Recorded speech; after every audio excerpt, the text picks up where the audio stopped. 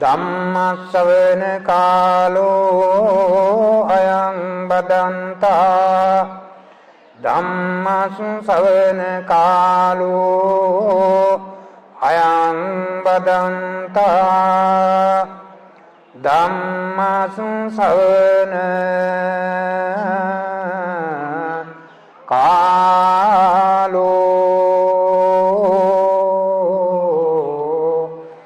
අයං බදන්තා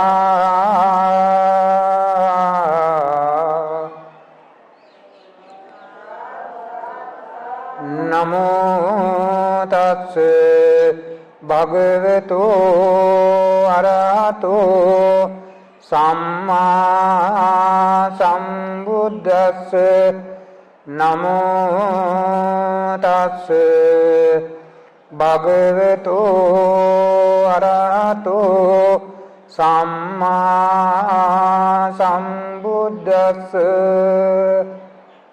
නමෝ තස්ස භගවතු අරහතෝ සම්මා සම්බුද්දස්ස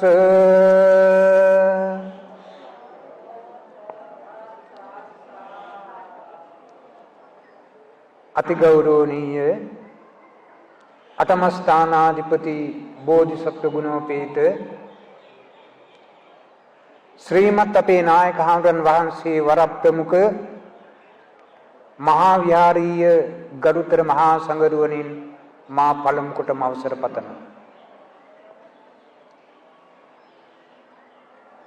ගෞරවනීය ශ්‍රීමත් අපේ නායක හාමුදුරන් වහන්සේගේ උදාර සංකල්පයන් මත සිදු කරනු ලැබූ මහා පුණ්‍ය කර්මයන් අතර ලක්ව සීලු ජනී ජනයාගේ මුදුන් මල්කඩක් වූ උතුම් විජයශ්‍රී ජයශ්‍රී මා බෝ සමිඳුන් අභියස වසර ගණනාවක් තිස්සේ සන්නිපාත ශාලාවේ මෙකී ආගමික කටයුත්ත මුළු දවස පුරාම සිදු කරනු ලැබුවා. වත්මනේ තිබෙන රෝගාතුර තත්වය නුවණින් සලකා බලමින් බණ දහමින් දුරස් නොකර බණ දහමින් ඒකා ලෝක කරමින් නැවතත් මාස කීපයකට පසුව මෙම විහාරස්ථානයේ එකී කටයුත්ත සිදු කරන්නට අතිගෞරවනීය අපේ නායක හාමුදුරන් වහන්සේගේ අවසරය ලබාගෙන මේ වසරේ සිට සෑම පුරපසළොස්වක් හෝ දවසකම මේ ආගමික චාරිත්‍රය ඉටු කරන්නයි සූදානම් වෙන්නේ. මා හිතනවා කොටු වී ගුලි වී සිටිනවට වඩා දුරස්ථතාවය ආරක්ෂා කර ගනිමින් සියලු දෙනාගේ සුව පහසුව සඳහා උතුම් විජයශ්‍රී ජයශ්‍රී මා බෝ සමිඳුන්ගේ පහසින් ඒ සුවඳින් ඒ සිසිලසින් ගතසිත නැවමින් මේ මළුව තුල මෙකී කාර්ය සිදු කරන්නට ලැබීමත් පෙර පුණ්‍ය කර්මයක් දෝ කියලා හිතෙන්නේ. ඔබ හරි වාසනාවන්තයි. ඒ වාසනාවන්තකම දියුණු තියුණු කරන්නට මේ මහඟු අවස්ථාවේදී මැදියම් කාලේ දහවල් 12ට සුපුරු ලෙස ඔබ සියලු දෙනාම විවේක සුවයෙන් ගත කරන මොහොත දිවා ආහාරයේ රැගෙන එහි මතය භුක්ති විඳිමින් නෙද්දක පියාගෙන රුකක් මුලට වී සැතපී සිටින්නට සිත යොමු කරන මොහොත.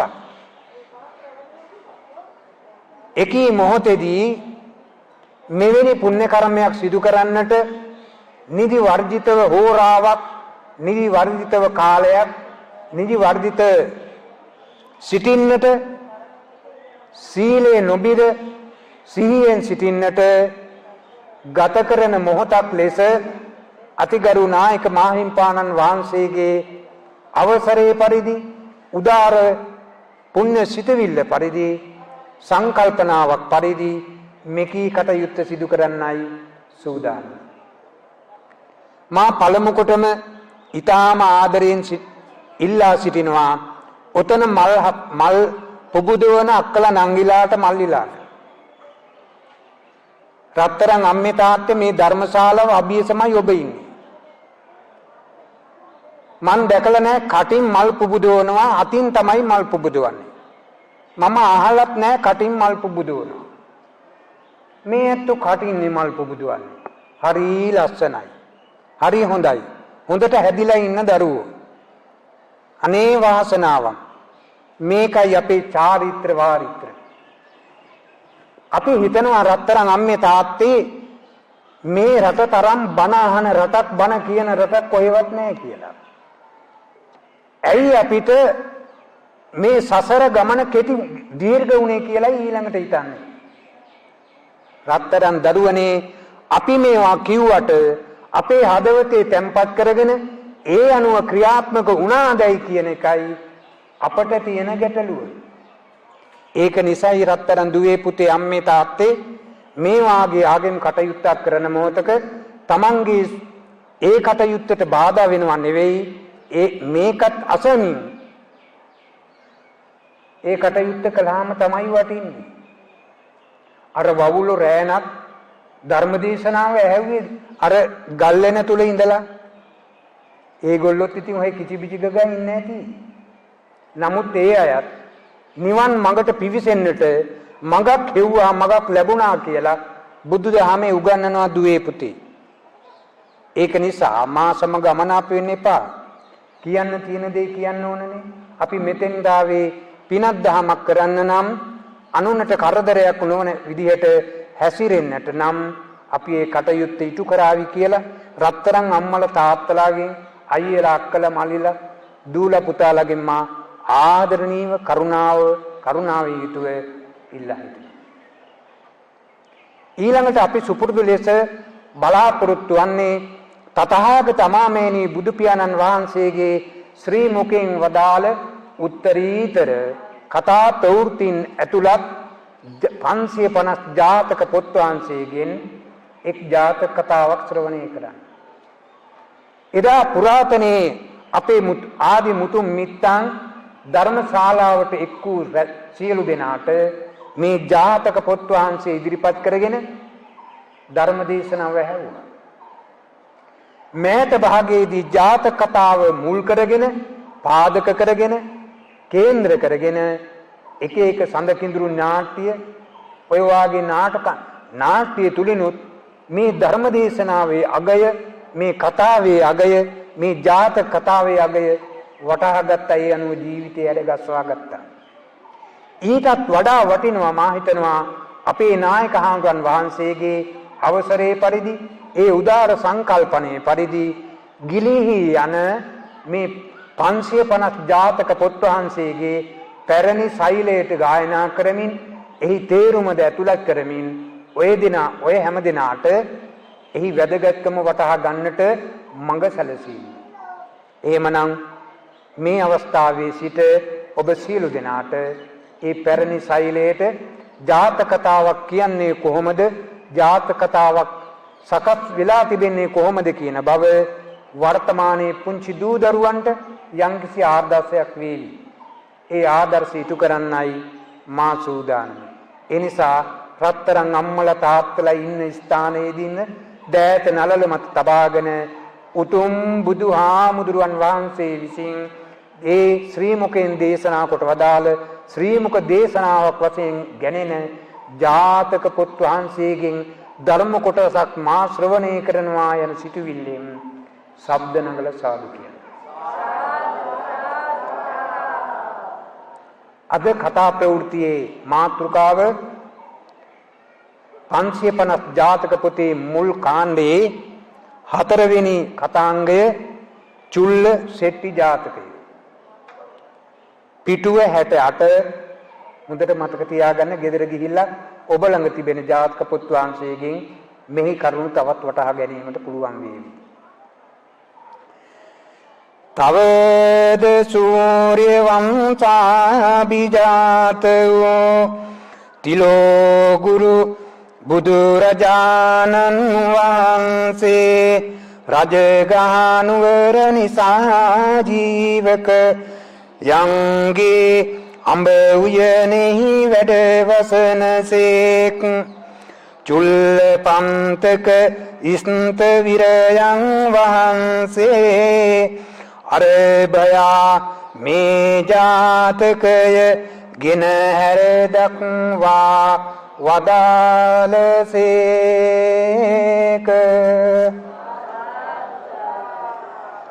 හේ කෙසේදයත් රජගහනුවර වසන මඟ මහදන සිටානන්ගේ දූ එක් කුමාරිකාවක් තමාගේ දාසයෙකු සමග මිත්‍රත්වය කොට වාසය කරන සමයෙහි දවස් මේ ක්‍රියාව අනෙක් දැකපු හේන් කටයුතු නොවේ සිතා බයින් ත්‍රස්තව ඒ පුරුෂයාට කියන්නේ අප දෙදෙනා මෙතන වසන්නට නොපිළිවන්ය. ඉඳින් මාගේ දෙමව්පියෝ මේ දෝෂ දැකපු කටයුතු නොවේ. අප කඩ කපා නොපියති අන්‍ය දේශයකට ගොස් වසම්මෙයි කියා හස්තසාර වස්තුන්ගෙන දෙදෙනාම නික්ම ගියේය. එදා තථාගත බුදුරජාණන් වහන්සේ රජගහ නුවර ජීවක අඹ යුවනේ වැඩ වාසය කරනවා. ওই රජගහ නුවර ප්‍රසිද්ධ වෙනවා කරුණු කිහිපයකට. මොකද්ද? ආටානාටි සූත්‍ර දේශනා කොට වදාලේ ගිජ්ජකූට පර්වතයේ රජගහ නුවර. ඊළඟට ඒ ගිජ්ජකූට පර්වතය අතර තථාගත බුදුරජාණන් වහන්සේට දිවිදත්තර පෙර ගල් පෙරලපු කොටසත් ඒ අතර තියෙනවා. වේබාර වේපුල්ල ගිජ්ජකූට පාණ්ඩව මෙන්න මේ පර්වත හතරෙන් සමන්විත කොටස තමයි රජගහ නුවර තියෙන්නේ. ඔය ඉන්දියාවේ ගිය ඇත්තෝ දැනට සිහියෙන් අනුස්මරණය කරන්න අහවල් තැනයි මේ ජීවක අඹ උයන තිබුණේ කියලා. ජීවක වෛද්‍යවරයාගේ ජීවක වෙද මහත්තයාගේ අඹ උයනේ තමයි වාසය කළේ. එහෙමනම් අද ඉන්නේ මහා මේඝ උයනේ. මහා මෙවුනා උයනේ. එහෙමනේ නේද? කොයිතරම් වාසනාවක්ද බලන්න. එදා අඹ උයනේ වැඩ සිට දේශනා කරපු ධර්මයක් අද මහා මෙවුනාවේ උයනේ ඉඳලා අපි අහනවා. මොනතරම් සසර පැවැත්මක්ද? සසර ගතියක්ද? එදා මේ විදිහට කුල මහා ධන සිටුවරේ සිටුවරේකගේ එක් කුමාරිකාවක් හිටියා. මේ දෙදෙනාගෙන් සම්බන්ධ වෙච්ච සිටු දියණියක් හිටියා. ඉතින් ওই නිසි වයස් පැමුණුනාන් පස්සේ රත්තරන් අම්මේ තාත්තේ දුවේ පුතේ අද වාගේ නම් නෙවෙයි එදා 12 විතර පසුනාන් පසුව 12 විය කියන්නේ අවුරුදු කීයද? 16. ඔව් හොඳට මතක තියාගන්න. 12 නෙවෙයි මගේ වචනේ શબ્දයේ පිට උනේ ආකාරයට දන්නේ හැම කීවේ 16 විය. ඔව් දැන් ඉතින් දතකට නැති මට වචන පිට වෙනවා. ඉතින් ඒ නිසා මේ 12 වියට පත් වුණාන් පසුව ඒ අයගේ තරුණ බවට පත්වීමනේ තියෙන්නේ නේද? තරුණ මදේ කියන එක ඉවසන්න බෑ. හරියට මධ්‍යාහනේ පායන සූර්යයා වගේ. කියන දේ පිළිගන්නේ නැනේ සැර වැඩි. එහෙම නේද? ඉතින් මේ අතරදී සමස්ත ලෝකේ තියෙන ප්‍රතිපත්තියක් අනුව සමාජ ක්ෂේත්‍රයේ තියෙන කාරණයක් අනුව තරුණ දරුවෙකුත් එක්ක සම්බන්ධ වුණා. කවුද? සිටු දියණිය. මේක දැනගත්ත මේ තරුණ අසරණ අහිංසක දරුවා මහත්තයා එයා දුප්පත්. අද උනත් බාධක ඇති වෙනවා පුතේ. අද උඹ විවාහ වෙන්නේ දුප්පත් මිනිස්සෙක් එක්ක උඹට ජීවත් වෙන්නේ කොහොමද? අද එව්වයි බැලුවේ. එදත් එහෙම බලන්නේ නැති. ඒක නිසා මව්පියන්ට රහසිගතව මේගොල්ලෝ සම්බන්ධතාවයේ රැක්කා. ඉතින් දැකපු අය ඔව්ව ගිහිලා කියනවනේ අම්මලා තාත්තලාට. අද වුණත් එහෙමයි නංගි දැක්කේ නැද්ද?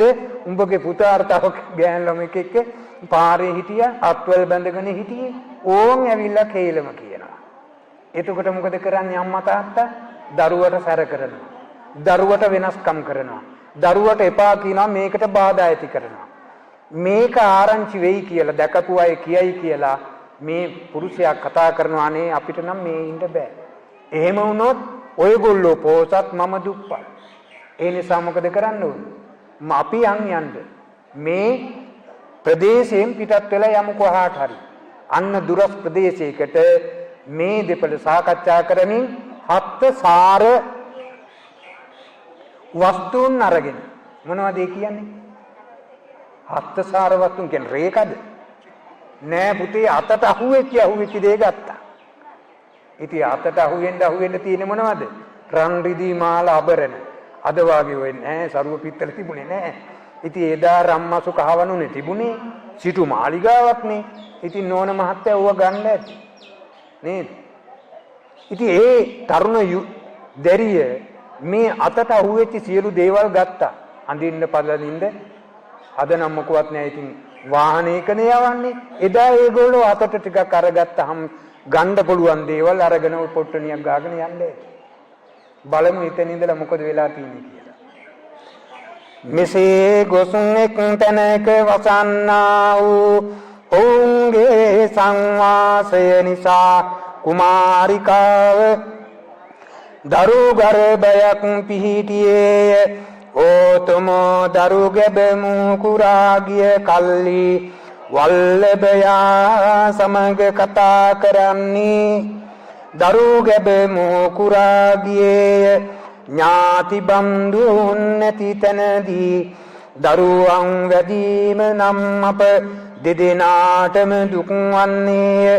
එසේ හේයින් දෙමව්පියංගමට යම් හැයි කීයේය.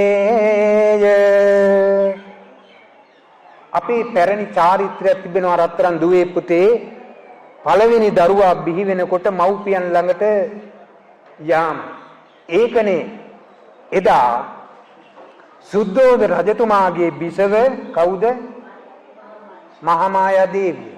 පළවෙනි දරුවා බිහි වෙන්න යන්න ගියේ කොහාටද? දෙව්දහනුවරට. අතරමඟදී බිහි වුණ එක වෙනම දෙයක්. මේ කල්පනා කරනවා මේ දියණිය දැන් මේ දරු ගැබ තමන් නිවසේදීම බිහි කළ යුතුයි. ඒ නිසා මම යන්න ඕන මගේ අම්මයි තාත්තයි ඉන්න ගෙදරට. මේ ගැන කිව්ව තමන්ගේ මහත්තයාට. වල්ලභයා කියලා කියන්නේ තමන්ගේ මහත්තයා. ස්වාම පුරුෂයා. මෙතුමා වැඩි කැමැත්තක් දැක්ුවේ නෑ. බයයි මොහුට මොහුගේ දිලිඳුකම නිසා. ඒ නිසා මොකද කළේ? ටික දවසක් හිටියා. ඉන්නකොට નિયમિત දසමාසේ පිරුණා. දසමාසේ පිරීලා අතරමඟදී යන ගමනේදී අතරමඟදී මේ දරුවා බිහි කළා. ආයේ යන්න බෑ දරුවත් එකතු කරගෙන. වල්ලභයාට කතා කරලා කියනවා තමන්ගේ මහත්තයාට ස්වාම පුරුෂයාට කතා කරලා කියනවා දැන් ඉතින් දරුවත් වඩාගෙන ගිහිල්ලා මක්කට අපි යන් ආපහු හැරිලා අපි හිටපු නිවාන්ට. මේක හොඳයි කියලා තේරුම් ගත්තා. අන්න ගියා තමන්ගේ අර නවා තැම්පලට. ඒ නිසා මට මේ ගොවිතැන්පත් කරමින් ජීවත් වෙන්නත් බෑ. අයියා කල්පනා කරනවා මල්ලි එහෙනම් මේ ගෙදරත් දොරත් බලාගෙන අම්මා තාත්තත් රැකගෙන ගොවිතැන් ටිකක් කරගෙන ඉන්න. මම යනවා කොහාටද? තවුස්දම් රකින්න.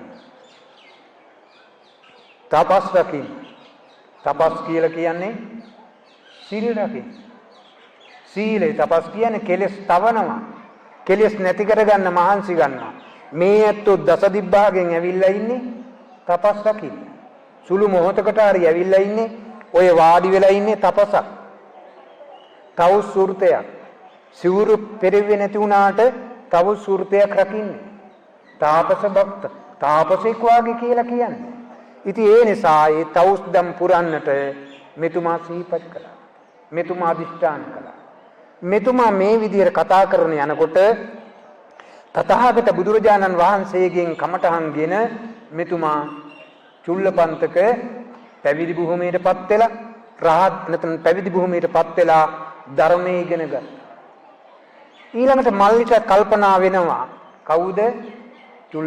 මහා පන්තක නෙවෙයි දැන් මේ චුල්ලපන්තක කුමාරයාටත් හිතෙනවා අනේ මටත් මේ සංසාර ගමන කෙටි කරගන්නට ඕන. මගේ වැඩිමහල් සහෝදරයා ගිය ගමනම මාත් යයි යුතුයි. අම්මා තාත්තට සලකන්න, අම්මා තාත්තට ඒ සියලු කටයුතු කරන්න පිළිවෙත් සකස් කරලා උවමනා සැලසුම් හදලා දීලා මෙතුමා ගියා මහාන වෙන්න. දැන් අයියයි මල්ලි දෙන්නම ප්‍රවෘජා භූමියටපත් වෙලා ඉන්නේ. එහෙමනම් දැන් අපි නම් කරන්නේ කොහොමද? චුල්ලපන්තක හාමුදුරුවෝ මහා පන්තක හාමුදුරුවෝ. දැන් අයියයි මල්ලි මේ ආවාස කුටියේ ජීවත් වෙනවා. අයියට පුළුවන් ත්‍රිපිටකයේම කටපාඩම් සූත්‍ර විනය අභිධර්ම. ත්‍රිපිටකය කියලා කියන්නේ ඒකයි. මේ ස්වාසූ දහසක් ධර්මස්කන්ධය උන්වහන්සේට පාඩම්. මහා පන්තක හාමුදුරුවන්ට. චුල්ලපන්තක හාමුදුරුවන්ට හතර පදේ ගාතාවක් දුන්නා මේක පාඩම් කරන්න 3 මාසයක් ගියා. එකම පදයක්වත් මතක නැහැ. ඊළඟට මේ සහෝදර තමන්ගේ ආදරණීය මයිලනුවන් නැත්නම් මහා පන්තක හාමුදුරුවෝ කියනවා මල්ලි උඹට හතර පදේ ගාතාව මතක තියාගන්න බැයි නම් හිතේ තියාගන්න බැයි නම් කොහොමද මේ ස්වාසූ දහසක් ධර්මස්කන්ධය පිළිපදින් මතක තියාගන්න. ඒ නිසා අවවාද කළා, අනුශාසනා කළා, නැවත නැවත සිහිපත් කළා. එක දවසක් නෙවෙයි, දෙකක් නෙවෙයි, මාස 3ක්. එහෙනම් මොකද කරන්න ඕනේ? උඹ ඵලයෙන් යන්න. ඔය වචනේ නෙවෙයිනේ කියන්න තියෙන්නේ. ඊට වඩා දෙයක් තියෙනවද නැහැ? අපි වුණත් එහෙමයි කියන්නේ මේකට ඉගෙන ගන්න බෑ. ඉතින් ඒ නිසා පාසලට යවලා බෑ. එහෙනම් උඹ වෙනත් රාජකාරියක් තමයි කරන්න ඕනේ කියලා. අනේ මෙතුමගේ හරි අදහසක් තිබුණා. හොඳ මෛත්‍රියක් තිබුණා. හොඳ ආසාවක් තිබුණා පුතේ දුවේ මහානකමේ.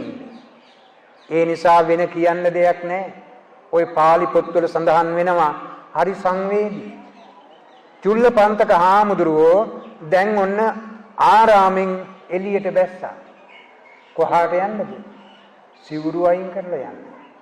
ඒ යනකොට අතර මඟදී හිතුණා නෑ මගේ ගුරුවරයා මගේ සහෝදරයා. නමුත් මම බුදුහාමුදුරුවෝ දැකලා බුදුහාමුදුරන්ට කියලා මම යනවා. බලන්න හොඳ ගතිගුණය. ඒ නිසා මෙතුමා හිස අත බදාගෙන දෑසින් කඳුළු වගුරුවමින් බුදුහාමුදුරුවෝ ළඟට ගියා. ගිහිල්ලා බුදුහාමුදුරුවන්ගේ දෙපතුල ශ්‍රී පතුල අල්ලලා වඳිනවා. අඬා වඳින්නේ. බුදුහාමුදුරුවෝ අහනවා පුතේ අපි මේවා ඉගෙන ගත යුතුයි. අපි දරුවෙක් වේදනාවටපත් වුණාම පස්සේ හිස අත ගාමින් ඔහුගේ හිත සනසන්න. බුදුහාමුදුරුවෝ මේ ක්‍රියාව ඔප්පු කළා. මේ චුල්ලපන්තක හාමුදුරන්ට කියනවා පුතේ පොඩි හාමුදුරුවනේ. ඇයි අඬන්නේ? ඇයි මේ වේදනාවටපත් වෙලා මා ළඟට ආවේ? අනේ අපේ බුදුහාමුදුරුවනේ මමත් අයියත් පැවිදි වුණා. අයියට ත්‍රිපිටක ධර්මයේම හොඳට කටපාඩම්. මට එක හතර පදේ කටපාඩම් කරගන්න බෑ අපේ හාමුදුරුවනේ. పూర్ව අකුසල කර්මයක ඇති. අනේ මං වාගේ කාලකන්ණී කසරණේ මට පිහිට වෙන්න කෙනෙක් නෑ බුදුහාමුදුරුවනේ. මට ගෙදර යන්නත් බෑ, ජීවුරු අරින්නත් බෑ. මට පිහිට වෙන්න. දෑසින් කඳුළු වගරුවමින් මහා චුල්ලපන්තක හාමුදුරුවෝ මේවා කියනකොට බුදුහාමුදුරුවෝ හිස අත ගන්නවා. හිස අත ගාලා කියනවා චුල්ලපන්තක ඔබ බය වෙන්න එපා. ඔබට ස්වාසූ දහසක් ධර්මස්කන්ධේනේ පාඩම් කරන්න බැරි. වචන දෙකක් පාඩම් කරන්න බැයි. මොකද්ද? අනිත්‍ය දුක්ඛ අනාත්ම. එහෙමනේ. ආපෝච්චේ බුදුහාඳුරනේ මේ වාගේ වුණා මං කීයක් හරි කියන්න. පාඩම් කරන්න. අන්න එක වෙලාවක මොහොතටපත් වුණා. පත් වෙලා ඊළඟට මෙතුමාගේ පුණ්‍ය ශක්තිය බැලුවා බුදු පියාණෙනි බුදුහාමුදුරුවෝ බලලා අර වස් රෙදි කඩක් දුන්නා. මොකද ඔබ වෙන කිසි දෙයකට යන්න එපා. පිණ්ඩපාතේ යන්න එපා. මම පිණ්ඩපාතේ සකස් කරලා දෙන්න. උදේ හිරු පායනකොට මේ සුදු වස්ත්‍රයේ මේ පිරිසිදු වස්ත්‍රය අරගෙන හිරු පායන දිහා බලාගෙන මූණ පිහින්. ටික වෙලාවක් ගියා දාඩිය දෙකන්සින් දානවා. දැන් නම් අපිට නම් නෑ ගස් කොළන් වල හුළඟ නිසා දාඩිය දාන්නේ නෑ. දාඩිය දැම්මත් බුදු ගුණ සිහිපත් කරනකොට තැති ගැන්වීම ලොමු දැහැ ගැන්වීම නැති වෙනවා. ඉතින් ඒ නිසා එදා ඒ චුල්ලපන්තක හාමුදුරුවෝ මූණ පිස දමමින් සිටිය ලේන්සුව ටිකෙන් ටික පිරිසිදුව තිබුණු ලේන්සුව ටිකෙන් ටික කිලුටු වුණා. අනිත්‍යයි දුක්ඛයි අනාත්මයි. මට දුන්නේ ලස්සන ලේන්සුව. ලස්සන රෙදි කඩයක්. අනේ මේක සුළු මොහොතකින් කිලුටු භාවයටපත් වුණා. මගේ ජීවිතේද කෙදිනක හෝ වේවා රූපං ජීවිතනම් අචිරංවත යංකායෝ පටවින් අධිශේෂති චුද්ධෝ අපේත විඥානෝ නිරත්තංව කලින්ගරං. කොයි වෙලාවක හරි දිරකඩ කඳක් වාගේ වැටෙන්න පුළුවන්. ඒ නිසා මේ ලේ ඇටම් නහර වලින් සැදිච්ච මේ ශරීරය කුණු කයක් මේක ගැන හිතන්න නේද බුදුහාමුදුරුවෝ මට දුන්නේ මේ පණිවිඩය. අන්න අනිත්‍ය මෙනේ වුණා. රත්තරන් දුවේ පුතේ එදා සිවුරලා යන්න හිතාපු එළවපු මේ හාමුදුරුවෝ ගුරුවරයාට තමන්ගේ සහෝදරයට ඉස්සරින් අරිහත් භාවයටපත් වී වදාළා. දැන් ඔය කිව්වේ මම අතීත කතාව. මේ කතාව තථාගත බුදුරජාණන් වහන්සේ වැඩ වාසය කරන මොහොතේදී ගරුත් අනේ මේ පුතේ අර අම්මලාට කියන්නකෝ මෙහාට ඇවිල්ලා මාත් එක්ක කතා කරන්න කියලා.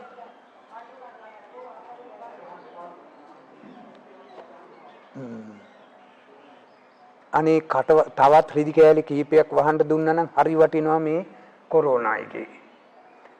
ඔව්. ඒ නිසා කෙසේ වෙතත් රත්තරන් අම්මි තාත්තේ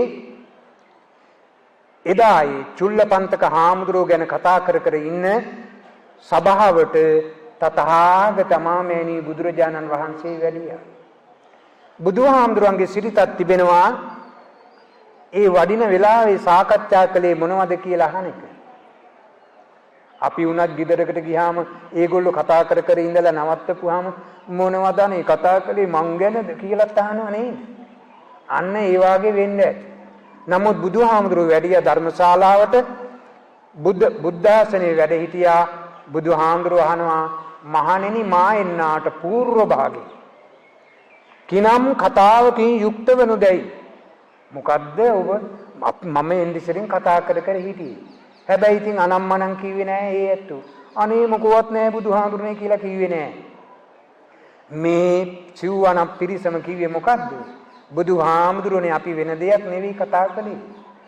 චුල්ලපන්තක මහා පන්තක හාමුදුරුවෝ ගැනයි අපි කතා කළේ. ඊළඟට තථාගත බුදුරජාණන් වහන්සේ දේශනා කොට වදාරනවා මේ දෙපළ මෙවැනි තත්වයකටපත් උනේ අද ඊයේ නොවේ. පෙරත් මෙහෙම සිටියා කියන බව පැහැදිලි කරන්න තථාගත බුදුරජාණන් වහන්සේ මෙලෙස අතීත කතාව ගැන හැර දක්වා වදාරනවා. හේ කෙසේද යට ගිය දවස බරණැස් නුවර ගක්ම දත්ත නම් රජුරු කෙනෙකුන් රාජ්‍යය කරන සමයෙහි අප මහා බෝසතාණෝ සිටු කුලයක ඉපිද වැඩි විය පැමිණ සිටු තනතුරෙහි ලැබ චුල්ල සිතානෝ යන නමින් ප්‍රසිද්ධ වූයේය. උක් ව්‍යක්ත සියලු නිමිති දනිති එක් දවසක් ඒ සිතානෝ රාජසේවයට යන තැනැත්තේ වීදි මධ්‍යයේ මලමියෙකු දැක නක්සත්‍ර යෝග පරීක්ෂා කොට මෙසේ කීයේය. නුවණැති කුල පුත්‍රයෙක් වූ විසින් මේ මියා අරගෙන පුත්‍ර ධාරාවෙන් පෝෂණය කරන්නටවත් විලඳාම් කරන්නටවත් නොවේදයි කිව්ව.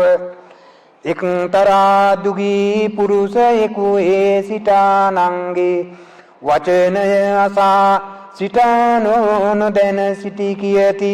සිතා මියාරගෙන එක් සල්පිලක තබා බලලෙකු නිසා දිවි සමාර කරන එක් තැනක් තියෙකු කාලකන්නි මාත්‍රාවෙන් උකුසකුරුගෙන එක් කෙළඹි කලයකින් පැන්ගෙන එම තෙල් වලින් මල් කඩාගෙන මල් මාලාකාරීන් දැක උකුසකුරුදී පැන්වත් කලේය. කාලයත් එක්ක කෙටි කරන්න වෙනවා. දැන් මෙසේ තථාගත බුදුරජාණන් වහන්සේ දේශනා කොට වදාරනවා ඔය ඉන්දියාවෙමයි තියෙන පුතේ බර්ණස් නුවර බ්‍රහ්මදත්ත රජු. හැබැයි වැඩි හරියක් 550 ජාතක පොතේ ඉතිහාස කතා ප්‍රවෘත්තිය ගෙනහැර පානකොට ඔය බ්‍රහ්මදත්ත රජමාලිගාව තමයි පාදක වෙලා තිබෙන්නේ. මූලික වෙලා තියෙන්නේ. අදටත් හැබැයි නටඹුන් තියෙනවා. ඒකේ මහ විශාල ඔය අන්තපුරයක් කියලා එකක් තියෙනවා. අද අපේ ඇත්තන්ට තියෙනවා නම් හරි හොඳ ඇති. නේ. ඇයි උඩු මහන්තලාවේ බිසෝරු 100,000 ගාණක් ඉන්නේ ඇතිනේ අන්තපුරිය කියලා ඒ කියන්නේ. ඒකනේ. ඉතින් ওই මහා විශාල මැද මිදුලක් තියෙනවා. මම ගිහිල්ලා දැකලා තියෙනවා. ඒ බ්‍රහ්මදත්ත නුවර. හැබැයි ওই කසීසලු අරවමින්වා තියෙන toy බ්‍රහ්මදත්ත රජමාලිගාව අසලම. අද වුණත් අපේ අම්මලා තාත්තලා උතුම් දඹදිව වන්දනාවේ ගියාම බරණස් නුවරින් ওই කසීසලු එහෙම ගේනවා. ඔව්. දඹදිව යන්නේ මං කිව්වහම තරහ වේද දන්නේ මේ ආඳුර මොනවා කියනද කියලා. දඹදිව යන්නේ බුදුන් දැකලා නංගි නිවන් දකින්න පුළුවන් එන්න යන්න කියලා. ගිහිල්ලා දවස් දෙකයි අන්න බරණස් නුවරට ගියා කසීසලුයි අත පිරෙන්න වලලු. මල් මාලයි ගන්න. එපා කියනවා නෙවෙයි පුතේ ඒ තරම් ප්‍රසිද්ධයි ඒ තරම් හොඳ වටිනා ඇඳුම් පැළඳුම් තියෙන්නේ. ඒ නිසා මේ බ්‍රහ්මදත්ත රජුරුවන්ගේ රජමාලිගාවේ සිටු කුමාරයෙක් හිටියා. ඒ සිටු කුමාරයාගේ නම චුල්ලසෙට්ටි. මේ සිටු කුමාරයාට රජුරුවන් ඒ රාජ්‍ය කරන සමයේ මේ දරුවා වැඩි වියට පැමිණිලා ඊළඟට මෙයාට පුළුවන් නස්සාස්ත්‍ර තාරකාදීන් පිළිබඳව හසල දැක්මක් තියෙනවා. අදත් ඉන්නවනේ ওই ජනමාධ්‍ය තුලින් මෙහෙමයි කිය. එහෙම නේද? මා දකින්නවා සමහර අවස්ථාවල රත්තරන් දුවේ පුතේ සමහර නක්ෂත්‍ර ගන්නවා ළඟ තියෙන බුලත් කොලේ අරගෙන අපේ ගේ ඇතුළේ අර හිස් නේද එහා පැත්තෙන් දොරක් නේද කියනවා. බලලා නැද්ද? උන්දට පේනවද දන්නේ මේ හත්වලානේ බුලත් කොලේ. බුලත් කොලේ ඉල්ල තිබ්බොත් කියනවා ඕම් ඇඳුනුත් ඉරිලා නේද නංගි කියලා. ඉතින් එහෙම කියන අවස්ථාවක් තියෙනවා. නමුත් එදා නක්ෂත්‍රය තිබුණා පුතේ. අදත් තියෙනවා නැත්තේ නෑ. ඒ නක්ෂත්‍ර හෝර් අනුව තමයි අපි ජීවිත ගත කරන්න වෙන්නේ. හරි බයයිනේ. කාටද බය? නක්ෂත්‍රයට. ඇයි ඇතැම් අය දහස් සංඛ්‍යාත දෙනා වැඳුම් පිඳුම් කරන්නේ මොන ආකාරයෙන්ද කියන්නකෝ? නක්ෂත්‍රයට බය නිසා. රවිගේ අපල සෙනසුරුගේ වැඩි හරියක් හෙනවුරාට. ඔව් හෙනවුරාට හරි බයයි. ඒ නිසා ඔන්න යంత్ర මන්ත්‍ර අඳුන් සඳුන් තෙල් කල්ක චූර්ණ අරිෂ්ඨ ආසව ගෘත ආලේප ඔව් ඔක්කොම ගල්නවා හෙනවුරාගෙන් බේරෙන්න. හැබැයි ඌ අයින් වෙන්නේ නැහැ. අපිට තියෙන පුතේ ගුණ දහමින් පෝෂණය වෙන. ග්‍රහයෝ නැහැ කියලා කියනවා නෙවෙයි. රවි, චන්ද්‍ර, කුජ, බුධ, ගුරු, ශුක්‍ර, ශනි, රාහු, කේතු. හැබැයි 9 දෙනාට වඩා තවත් කීප දෙනෙක් ඉන්නවා නැස්තිුම් අරවමිව කියලා. ඉතින් ඒ නිසා මේ නක්ෂත්‍රයේ පිළිබඳව හසල දැක්මක් තිබුණා. මේ සිටුතුමාට. මෙතුමා දවසක් ගමනක් යනකොට අසලක හිටියා මේ මීකුණ දැකලා කියනවා හොඳ බුද්ධිමත් පුද්ගලයෙක් හිටියොත් මේ මීකුණ නිසා උසස් තනතුරු ලබන්න හොඳ පොහොසතෙක් වෙන්න පුළුවන් කියාගෙන යනවාද? හොඳට මතක තියාගන්න රත්තරන් දරුවනේ පුංචි දරුවෝ ඉන්නවා නම් තරුණ දරුවෝ ඉන්නවා නම් මේක අපේ ජීවිතයට හොඳ ආදර්ශයක්. මෙතුමා මේක කල්පනා කළා ඇහුණා. මෙයා නිකම්ම වචන පාවිච්චි කරන කෙනෙක් නෙවෙයි. මොකද්ද කියලා බැලුවා. බලලා මේ මීයා අරගෙන. ඒ යනකොට අපි ආදරයට ඇති කරනවානේ ඔය බල්ලෝ බලලු ඇති කරනවානේ නේද? එක ගෙදරක බලලෙක් ඉන්නවා ඌ කුසගින්නේ මැරෙන්න ලෑස්ති.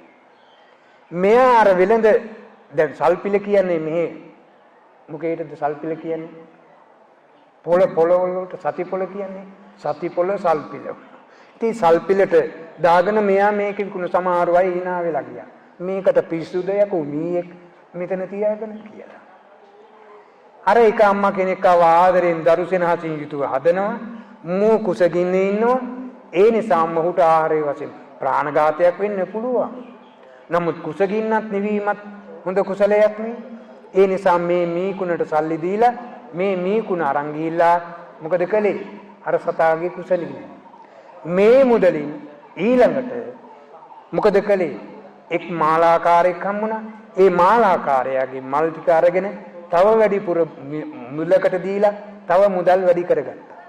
අපට තියෙන්නේ පුතේ මොකද්ද? හිතන්නකෝ. ඇති කියන නාමයක් තියනවද කියලා හිතන්න බලන්න. තියනවද? මේ අපිට හම්බ කරා ඇති කියලා සම්බන්ධයක් තියනවද හිතක් තියනවද කියලා බලන්න. ඕකට උපමාවක් දක්වලා තියෙනවා. මොකද්ද? සුනකයා වතුර බොන ආකාරයේ අපේ සිහියට ගන්න කියලා. කොහොමද බොන්නේ? සද්දයක් නගින. මොකද්ද? තව තවත් කිය තමයි බොන්නේ. මුදට අහලා නැද්ද? අහන්නකො බොරුද කියලා. අහගෙන ඉන්න මං අහලා තියෙනවා. ඉතින් ඒ වාගේ අපිටත් මේ සුළු ප්‍රමාණයකින් සෑහීමකටපත් වෙන්නේ නැහැ. මුදට මතක තියාගන්න. තව තවත් ලැබෙන කල් තමයි මදි. 100 හම්බුණා නම් 200 කරන්නේ කොහොමද? 200 හම්බුණා නම් 400 කරන්නේ කොහොමද කියන එකයි ඉලක්කය. ඉතින් ඒ නිසා මෙතුමා කල්පනා කළා මේ මුදල මදි. ඒ නිසා මම දිනෙන් දින එක් ව්‍යාපාර කටයුතු කරනවා. ඔක්සකුරු වෙලඳාම් කළා. ඊළඟට ওই විදිහට වෙලඳාම් කරගෙන ගියා. මෙයා දැන් හොඳ සිටුවරේ, හොඳ දානපතියෙක්, හොඳ ධනවත් පුද්ගලයෙක්. අද කියනකෝ නම් බිලියන ගණන් සල්ලි තිබුණා. කෝටිපති. ඉස්සර නම් ඔය අපේ අත්තල මුත්තල කාලේ තිබුණේ ලක්ෂපතියෝනේ. අද ලක්ෂය කියන එක මොකද්ද නේද? රුපියල් 10ක් වගේ. එදා බිලියන ගණන් මසුරන් තිබුණා මෙතුමට. මේ විදිහට ජීවත් වුණා. රත්තරන් පුතේ උත්සාහය ඇත්තම් උනන්දුව ඇත්තම් අපි ප්‍රපාතේ වැටෙන්නේ නැහැ කියන කතාවකුයි ඒ චරිතයෙන් අපිට ගන්න තියෙන්නේ. හොඳට මතක තියාගන්න. අනේ අපි බලාපොරොත්තු වෙන්නේ අද කාර්යාලයක ගිහිල්ලා නේද? කැරකෙන පුටුවක ටයි එකක් දාගෙන නිකන් ඔරවල hina වෙවි. ඔරවල බලබලා ගාම්භීරත්වයෙන් යුතුව ඉන්න ජොබ් එකක් නේ හොයන්නේ පුතේ. මෙතුමා හොයපු ජොබ් එක මොකද්ද කියලා බලන්නකෝ. දියුණු වෙච්ච ජොබ් එක මොකද්ද කියලා, රැකියාව මොකද්ද කියලා හොයන්න. දියුණු වෙනවා නම් මෙතුමාගේ චරිතය තුල තියෙන්නේ උත්සාහය, උනන්දුව, වීරිය, කැපවීම. ඉතින් මේ විදිහට කටයුතු කළා. ටික දවසක් මිලට කටයුතු කරමින් ජීවත් වුණා. චුල්ල නේවාසික තෙමේ කුඩා කොල්ලන්ගේ කෙලි මඬුළු වලට ගොසුක් සකුරුදී ඇසිල්ලකින් සියලු දඬුපත් කඩා කොල්ලන් ලවා උයනින් ඇද්දා පිටත් කර උයන් දොරක වලන් සපයන අයට කුඹලා රජ ගෙට වලන් සපයනු සඳහා දර සොයා ඇවිදින්නේය. එක් දෙයක් නෙවෙයි පුතේ, දියුණු වෙන්න සෑම ක්‍රියාවක්ම අපිට උනන්දු වෙනවා. මෙතුමා දවසක් ওই විදිහට සාමාන්‍ය මුදලක් හොයාගෙන යනකොට මහා සුලිසුලඟක් හමලා රජුරුවන්ගේ රජමාලිගාවේ ඒ රජුරුවන්ගේ විවේක ගන්න ස්ථානයේ උයනේ ගස් ටික කැඩිලා උලඟට. ඉතින් මේක සුද්ධ පවිත්‍ර කරන්න කෙනෙක් නැහැ. අදත් එහෙමයි පුතේ. අද ඉස්සර නම් ගස් යන්න කොල්ලෝ හිටියා, මිනිස්සු හිටියා. අද නෑ. ඒවට දැන් යන්ත්‍ර සූත්‍ර හදන්නයි වෙන්නේ. එදා කුඹුරක් අහගන්න හිටියා මිනිස්සු. අද නෑ. එදා හාන්න හිටියා හරක් අද නෑ. ඒක නිසා මෙතුමා කල්පනා කරනවා රජගෙට වළං සපේන පුද්ගලයා දැන් වළං හදලා තියෙන්නේ. මේක පුච්ච ගන්න මොනවද ඕනේ? දර අවශ්‍යයි. එහෙමනම් මේ අවස්ථාව තමයි උපයෝගී කරගත යුත්තේ කියලා මෙතුමා අර පුංචි දරුවන්ට උක්සකුරු ටිකක් අරගෙන යන ගමන් විකුණන්න උක්සකුරු ටික දීලා පොඩි උන් කැමතිනේ ওই පැණි රහට උක්සකුරු ටික දීලා පුතේ දුවේ පුතාලට පුළුවන් ද අර කොළ කෑලි ටික අර ලී දණු ටික පැත්තකට ගොඩ ගන්න. හරි මාමේ අපි කරන්න. එහෙම කියන්නේ ඇති. මේ විදිහට දර ටික එකතු කරලා පැත්තකින් තිබ්බා.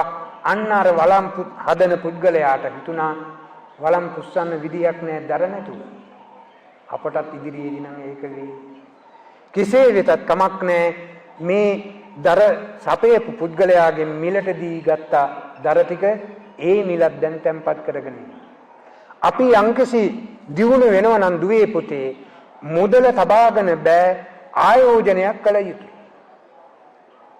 ඒකනේ වෙන්නේ. නැත්තම් දියුණු වෙන්නේ නැහැ. අද රුපියල් 10 තිබුණාට මොකද අර තව තවත් කියා එකතු වුණාට මොකද අපි ආයෝජනයක් කළ යුතුයි දියුණු වෙන්න. මේ පණිවිඩ වලින් ගත යුතු හර ඒකයි. ඒ ආයෝජනයක් කරන්න මෙයා ඊට පස්සේ ඊට වඩා යමක් කළ යුතුව පැවතුණා. ඊළඟට මෙතුමා කල්පනා කරනවා නුවර දොරටු වේ නොදුරු තැනක පෙන් කාවනු සූවිස්සක් කල්ලි මට උපයාගත හැකිය නොදුරු තැනක එක් කාවනු විස්සක් වූ සලකා තබා 500ක් නෙන අදිනා පුරුෂයන් හට පෙන්වත් කලේය. ඔහු මෙසේ කිව්ව යහළු තොපි අපට බොහෝ උපකාර කෙලෙය. තොපිට අපි කුමක් කරම්මු දැයිසිය. එකල්හි චුල්ලනේ වාසිකයා කියන්නේ මාගේ කාර්යයක් පැමිණි කල්හි කියන්නම් දැන් කියා ඈතමෙත ඇවිදින්නේ ගොඩ වෙළඳාම් කරන්නා වූ සමූගත් මොහුදු වෙළඳාම් කරන්නා වූන් සමග මිත්‍රත්වයක් ඇති කරගත්තේය. එහා කොටසේ ඒ අයට වතුර නැතිව ජීවත් වෙන කොටසක් මෙයා මොකද කළේ? ඒ අයට පැන් ගෙනත් දුන්නා. ඒ අය පැන් ගෙනත් දුන්නට පස්සේ කෘතවේදීත්වයේ කියන එක අපේ ජීවිතවලට ගත යුතු හරයක් තිබෙනවා. ඒ අය අහනවා අපේ පිපාසාව සංසිඳුවා. හැබැයි ටිකක් ධනවත් අය. ඔබට මේ පිපාසාව සංසිඳෙව්වට අපෙන් මොනවද වෙන්න ඕනේ? ඒ වෙලාවේ කියනවා හොඳ බුද්ධියක් තියෙන්න ඕන පුතේ. ඒකයි එහෙම කියන්න ඇත්තේ. අද නම් මට ඒක කියන්න බෑ. මම හිතලා බලලා උදව්වක් ඕනෑ වුණොත් කියන්න. ඊළඟ ටික කාලයක් ගියා මේගොල්ලොත් එක්ක අර මුහුදු ගමන් යන මුහුදෙන් තමයි බඩුවක් ගෙනාවේ. අදත් එහෙමයි. නැව්වෙන්නේ නේ. ඉතින් ඒ නිසා මේ පුද්ගලයා අර ගමේ අයත් එක්ක සම්බන්ධ වෙලා ඔයගොල්ලෝ මුහුදු යන අයත් එක්ක සම්බන්ධයි. ඒ නිසා මටත් මුහුදු ගිහිල්ලා, ඊතර ගිහිල්ලා වෙළඳාම් කරන්න ඒගොල්ලන්ගෙන් බඩු ගන්න සම්බන්ධතාවයක් නැතුව බෑ. ඔය ඉහළ පැලැන්තියේ වෙළෙන්දු තමයි මූලිකව ගන්න. ඊළඟට අවශේෂයට එනකොට බොහොම අමාරුවෙන් එන්නේ නේද? ඉහළ පැලැන්ති මහා පරිමාණයෙන් වෙළඳාම් කරනවායි කියන්නේ. ඒ නිසා මහා පරිමාණයේ වෙළඳාම් කරන අයත් එක්ක සම්බන්ධතාවයේ රකින්නට ශක්තිය ලබා ගත්තා, උදව්ව ලබා ගත්තා, උපකාරය ලබා ගත්තා. මේ විදිහට ඒත් එක්ක සම්බන්ධතාවය ඇති වුණා. සම්බන්ධතාවය ඇති වුණාන් පස්සේ විදේශිකයොත් එක්ක සංසරණය වෙනවා, මුදල් හුවමාරු වෙනවා. අද නම් ඩොලර්නේ, එදා රංකාවන. එදා ඒ රංකාවනුත් එක්ක සම්බන්ධ වුණා. සම්බන්ධ වෙලා මෙතුමා දැන් මහා ධන සිටුවරයෙක් බවට පත් වුණා. කවුද? චුල්ල නේවාසික පුද්ගලයා.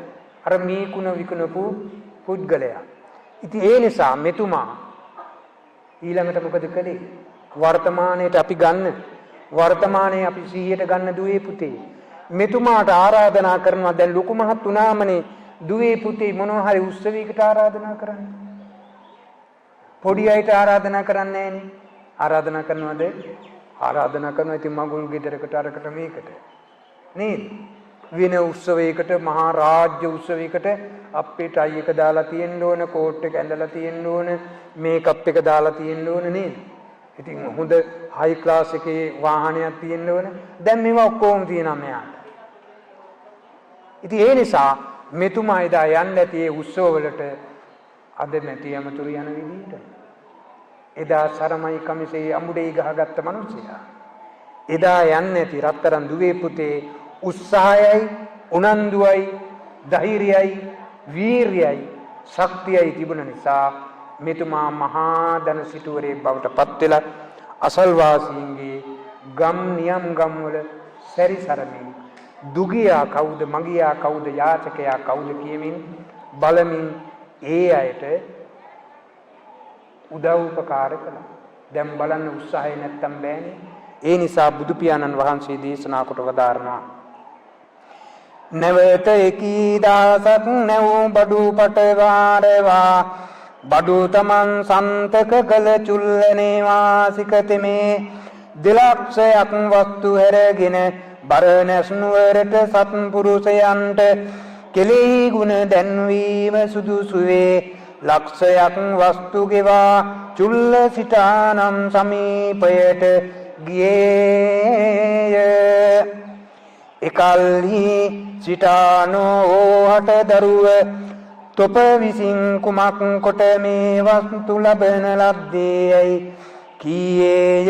ස්වාමීනි මලමියා නිසා විකිනීමෙන් මෙකී සම්පත් ලැබුයේයි අසා ඔහුගේ බස් අසා මෙබඳු පුරුෂයෙකුට අනුන් හට ඇරපියන්නට නොසුදුසු වන්නේය.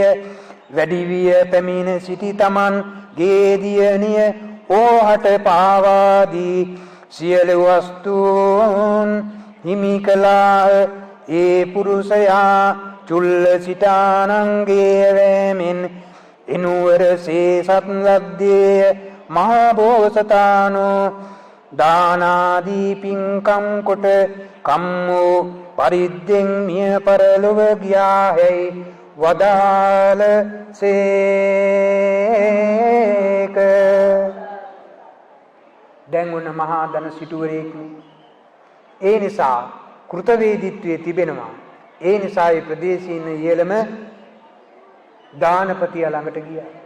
දානපතියා ළඟට ගිහිල්ලා අහනවා කියනවා මම ඔබට මට උදව්වක් වුණා, උපකාරයක් වුණා.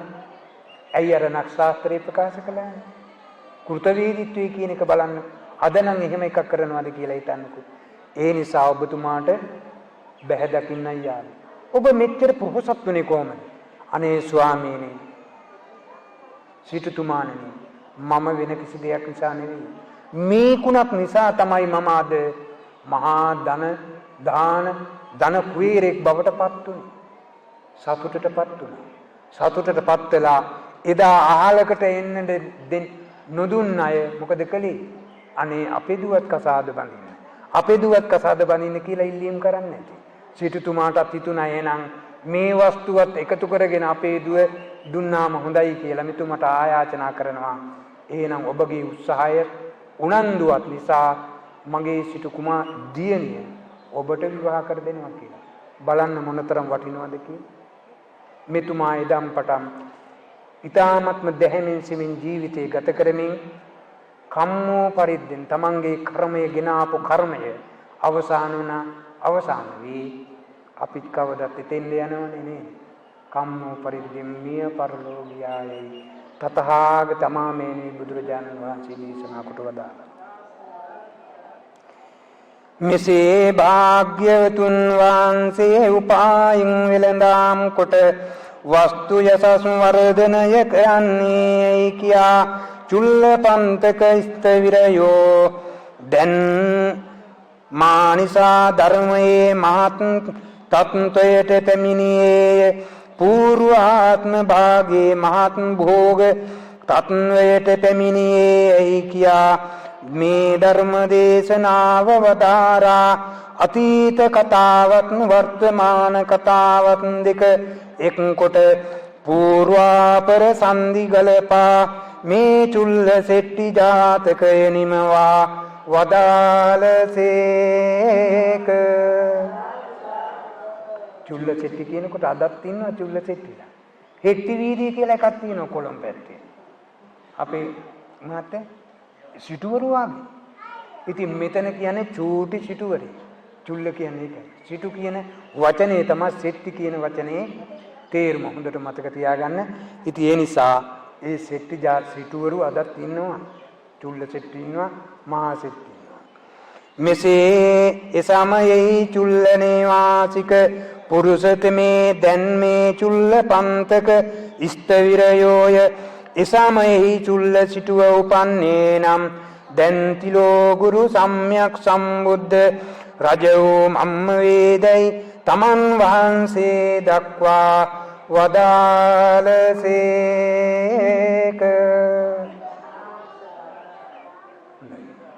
අපි අද ශ්‍රවණය කළේ චුල්ල සෙට්ටි ජාතකය. කතා ප්‍රවෘත්තිය 550 ජාතක පොතේ පළවෙනි පුස්තකයේ 4 වෙනි ජාතක කතා ප්‍රවෘත්තිය 68 සිට